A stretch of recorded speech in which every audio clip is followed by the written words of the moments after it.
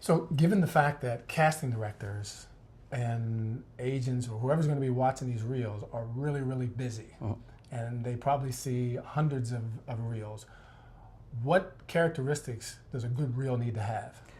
You want your best footage in the front end, always in first most. Your best performance, your best moments right there. Because on it, what we hear a lot is, a director or a casting director will probably only watch about the first 15 seconds of your reel.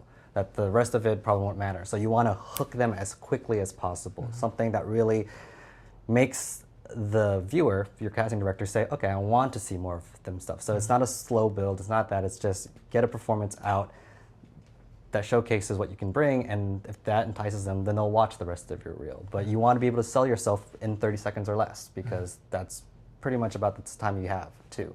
Okay, so does that mean that the entire reel should only last 30 seconds? No, you want more, because if they like what they see in the first 30 seconds, they're going to want to see more. And the more you can be able to show them, there's still a time constraint. I would always suggest anything under 3 minutes. You want to keep your reel under 3 minutes, because anything more than that then just gets monotonous and most likely will be turned off. But it's a good enough time to be able to showcase who you are, what you bring to the table, and hopefully entice someone to give you a call back.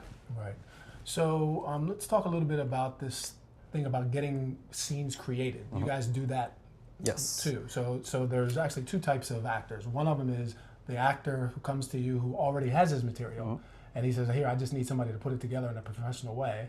And then there's the other actor who doesn't have anything or has very little and needs some material created, right? Correct. Okay, so you guys create material for actors. How does that process work? Well, we sit down. The first thing we do is we sit down and we talk with the actor and we figure out what their needs are. What are they trying to get out of it? Is this a temporary reel or a permanent reel? Or is it for a specific audition, or is it just for general use? Once you figure that out, then we try to figure out what it is they're trying to portray. Are they a comedic actor? Are they a dramatic actor? Are they trying to do a blend of both? From there, we keep moving on and on to what specific characters do you want to play? What specific scenes are you interested in playing? It's at this point, because you're coming to create your reel,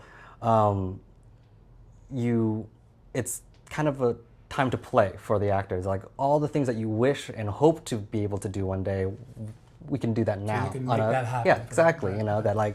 Because it is a finite. We only shoot 1 minute scenes at the very most, and so it is just about getting the nitty gritty. This is the best part in this movie or this show and that stuff. And so we come up with those notes.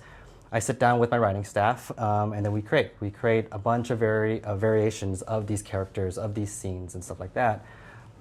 The actor gets to choose then their favorite scenes. We then work it like a production at that point on, where we figure out locations, we cast it, we get all the things together. So that way the actor only has to focus on acting. They show up, they perform, they get their reel, which is how it always works. And so that's what we bring to the table. Because we're a production house, Rapid Reels runs like a production house. That each one of these scenes, whether it's just one scene or 3 scenes, is thought of and worked on like a real production, that you're getting a serious production out of it.